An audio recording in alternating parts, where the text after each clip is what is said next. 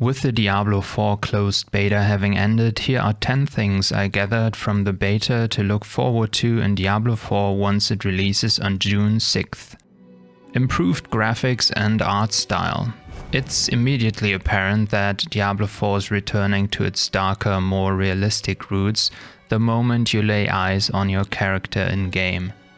Gone are the brighter hues and the almost cartoonish art style we were greeted with when first booting up Diablo 3. Diablo 4 seems to have taken artistic inspiration from its older iterations, namely Diablo 1 and 2. After an introductory cutscene of our character's wayward journey, we find ourselves on a dimly lit snowy mountain pass with full control over the previously created character. We eventually come upon a small village with primitive wooden houses and a few villagers. The village giving off some serious Eastern European vibes, like something straight from a Dracula movie or Resident Evil game. This theme is iterated upon in the game's starting region, the Fractured Peaks. The region's capital, Kjolvashad, has similar wooden buildings as the small village you pass through in the game's beginning, albeit its roads are paved in mud-covered cobblestone. The upper part of the city features an impressive stone-built cathedral dedicated to the worship of the angel Inarius. What also impressed me was how detailed the player character looked during the character creation. While lacking deep customization, the overall graphical fidelity reminded me of something akin to a Dragon Age Inquisition or Baldur's Gate 3. Granted that we will probably never see our created characters in its full glory again, a lot of work went into the player character model. A darker storyline. While Diablo 3's main story was mostly about a butterfly witch unceremoniously killing off a fan-favorite character and a mother turning her daughter into Diablo, yes, female Diablo was a thing, Diablo 4 harkens back to its darker elements in the story, reminiscent of the tragedy of the warrior from Diablo 1, who ultimately turned into the Dark Wanderer in Diablo 2, spreading death and destruction wherever he went. Diablo 4's overarching story focuses on the demon Lilith and the feud between her and the fallen angel Inarius. The small village I was referring to earlier actually came under the corrupting influence of Lilith, leading to the brutal murder of the village's priest and the village's complete descent into madness and depravity, which is shown in a visceral in-game cutscene. The game is aimed at a mature audience wanting to experience the grim dark world and story they know and love from Diablo 1 and 2. Open world exploration and design. Diablo 4 also features a mostly seamless open world. Traveling between regions is done without hitting a load screen. The few occasions you will encounter a loading screen are when teleporting between locations or entering one of the plentiful dungeons or their smaller, somewhat anticlimactic cousins, the cellars. The main region you get to explore in the beta is the Fractured Peaks. This region is split into smaller areas which differentiate themselves through their environment, enemy types and building structures. For example, while your journey begins in the more mountainous area of the Fractured Peaks, you'll eventually reach a woodier area with rivers flowing through it. Mounds. Speaking of travel and exploration, this is where the new edition of mounds is going to tie in nicely. Waypoints aren't as plentiful as you might be used to from previous Diablo titles. Waypoints can mostly be found in major towns, smaller villages, or strongholds. More on those later. Mounts are likely going to cut down on travel time and make exploration less of a time sink. World events.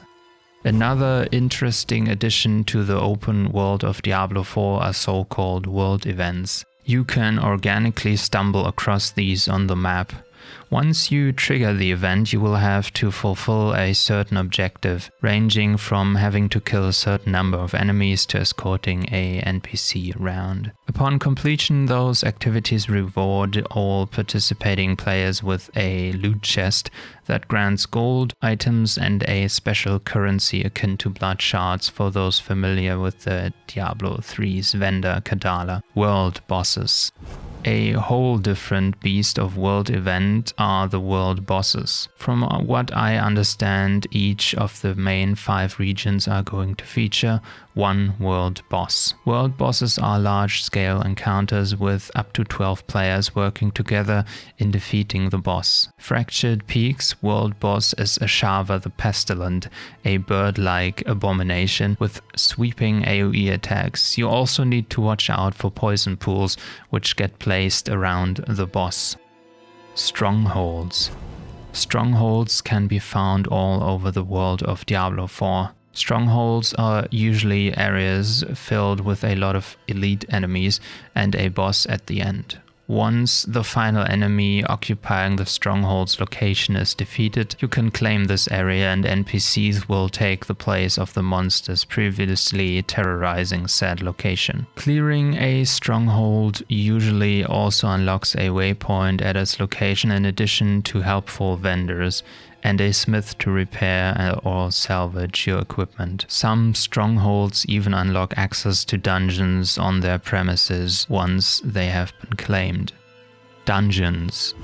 Unlike strongholds, dungeons are separate areas from the world map, accessible after a short loading screen. Dungeons vary greatly in appearance. Some are dank, dimly lit caves filled with feral monsters. Others are ruined castles overrun by demons or skeletons. There is definitely a variety in locations and enemies when it comes to dungeons in Diablo 4. Dungeons also serve as a means to acquire legendary aspects. You will usually find legendary gear with special powers on it, which is dropped by elite enemies. Completing a dungeon, however, grants you access to permanent legendary aspects, which are a slightly weaker version of the legendary powers found on randomly acquired legendary equipment. Dungeons appear to be one part of the gear grind and overall quote-unquote endgame of Diablo 4. Skill tree and progression system. While Diablo 3 was widely criticized for its somewhat dumbed-down approach to build crafting, Diablo 4 seems to have chosen an alternative route. While not overly complex, Diablo 4 features a skill tree for every class, with numerous abilities to choose from and plentiful ability improvements and passive skills to invest in. As far as I understand, you will have access to all skills once you reach level 25. You will obviously not have invested much into any ability improvements or passive skills by then, but the skill tree system ensures that you have a fully functioning character by level 25. Reaching level 50 grants your character access to the so-called Paragon board, which was not available during the beta due to being limited to level 25. The overall highest level you can achieve in Diablo 4 appears to be level 90. Returning favorite classes. And finally, sorely missed by some in Diablo 3, Diablo 4 heralds the return of 2 fan-favorite classes, the Rogue and the Druid. During the closed beta, we had access to the Rogue in addition to the Barbarian and the Sorcerer. There will also be an open beta on March 24, which also grant access to the Necromancer class in addition to the Druid class. Diablo 4's Rogue allows for a wide variety of playstyles, since the Rogue has access to both melee and ranged weapons. You can decide to fully specialize into melee combat, fully ignoring your ranged weapon, only equipping it for the stats. You can obviously do the complete opposite and solely focus on ranged combat or choose a hybrid build. The choice is yours, basically. The Rogue felt extremely nimble and agile due to many of his skills having some sort of movement tied to them. And there you have it, 10 things to look forward to in Diablo 4 once it launches on June 6. What was your favorite thing about the beta, and what are you looking forward to the most in the full release of Diablo 4? If you can't think of anything, just leave a comment with the name of your favorite class from the Diablo franchise. Thanks for watching and sticking till the end. If you made it this far, do me a favor, hit the subscribe button and give the video a thumbs up. I would greatly appreciate it.